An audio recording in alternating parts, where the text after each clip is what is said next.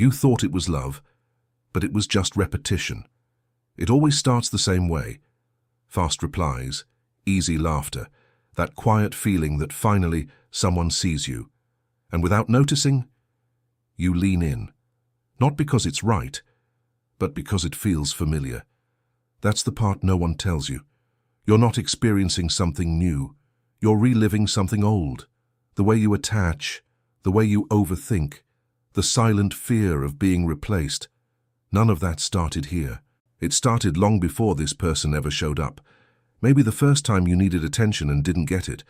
Maybe the first time you learned that love had to be earned.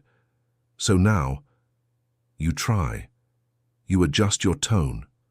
You replay conversations in your head. You become careful, more strategic, controlled, like you're playing something, and you are. But love doesn't work like that. Love doesn't require performance. It doesn't reward perfection. It doesn't make you feel like one wrong move will cost everything. And yet, that's exactly how this feels. You analyze messages. You wait before replying. You try not to care too much, because somehow, caring became losing. But here's the truth most people avoid. This isn't love. This is fear wearing the mask of connection. And the worst part?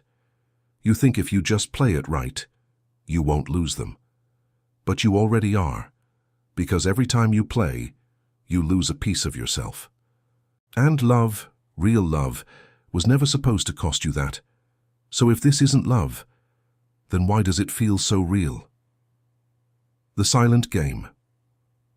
No one admits they're playing. There's a game happening in almost every modern relationship. No one says it out loud, but everyone feels it. Take too long to reply. Don't show too much interest. Act like you don't care as much as you do, because if you do, you lose. That's the rule. Or at least, that's what people believe. So you adapt. You hold back your words. You soften your feelings. You pretend you're less invested than you really are. Not because it's who you are, but because you're afraid of what happens if you're real. And slowly, something shifts. You stop being yourself.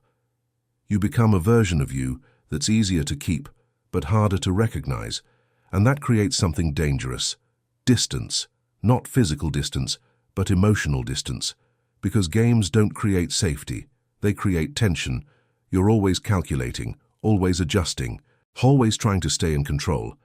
But control isn't connection. It's protection. And protection it keeps love out just as much as it keeps pain away. That's why it feels confusing.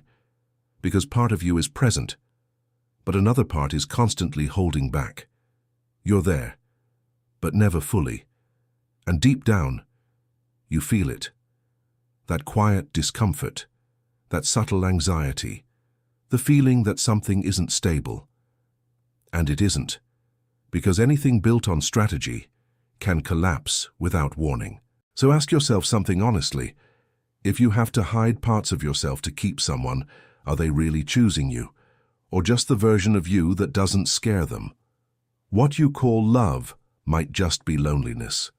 This is where it gets uncomfortable. Not everything you feel is love. Sometimes it's loneliness. It's the silence that feels too loud, the emptiness that needs distraction, the need to feel important to someone, anyone. And that can feel intense, almost addictive, because it gives you something. Attention, validation, a sense of being wanted. But here's the truth, needing someone is not the same as loving them. And most people never learn the difference. Because needing feels urgent. It feels powerful. It feels like you can't live without them. But that's not love. That's dependency. And dependency makes you accept things you shouldn't. Mixed signals, inconsistency, disrespect disguised as confusion. You stay. Not because it's right, but because losing them feels worse than losing yourself. Read that again.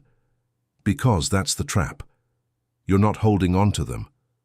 You're holding on to the feeling they give you. And when that feeling disappears, it feels like everything collapses. But what's actually collapsing was never stable to begin with. It was built on expectation, on imagination, on the idea of what this could be, not what it is. And that realization hurts. But it also wakes you up. Because for the first time, you stop asking, why don't they love me the same way? And start asking, why am I calling this love? And that question changes everything. Real love requires a level most people avoid. Real love isn't just a feeling, it's a responsibility. Not to control someone, but to show up fully, without hiding. And that's where most people struggle. Because real love requires things that are uncomfortable. Honesty without games, presence without fear, vulnerability without guarantees. And that's risky. Because when you stop playing, you can actually get hurt. So people choose something safer. They choose distance. They choose control. They choose emotional strategies instead of emotional truth. But that safety is an illusion, because you might avoid rejection, but you also avoid real connection. And without connection, what's left? Just interaction, just attention, just temporary closeness that fades the moment things get real. That's why so many relationships feel intense but empty, because they're built on reaction, not foundation. Real love is different. It requires you to speak when it's easier to stay silent, to stay when it's easier to run, to leave when it's necessary, even if it hurts. And that last part is what most people can't do, because leaving means accepting that you can't control the outcome, that no matter how much you give, it won't force someone to meet you where you are. And that's hard. But it's also freeing, because the moment you stop trying to control love, you stop losing yourself inside it.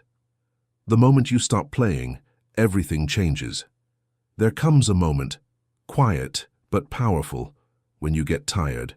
Tired of overthinking, tired of decoding signals, tired of wondering where you stand. And something shifts. You stop chasing clarity and start choosing peace. You stop adjusting yourself and start standing as you are. No games, no strategies, no emotional guessing. Just truth. And at first it feels strange because you were used to chaos, to uncertainty, to intensity that felt like meaning. But that wasn't love. That was instability. And when peace replaces that, it can feel empty. But it's not. It's clean. There's no confusion, no competition, no constant fear of losing someone. Because real love doesn't make you feel replaceable. It doesn't make you question your worth. It doesn't ask you to shrink to be chosen. It meets you fully. But that only happens when you stop trying to win someone. Because love is not something you win. It's something you recognize. And when it's real, it doesn't feel like a game. It feels like home. And home is not something you play. It's something you build without losing who you are.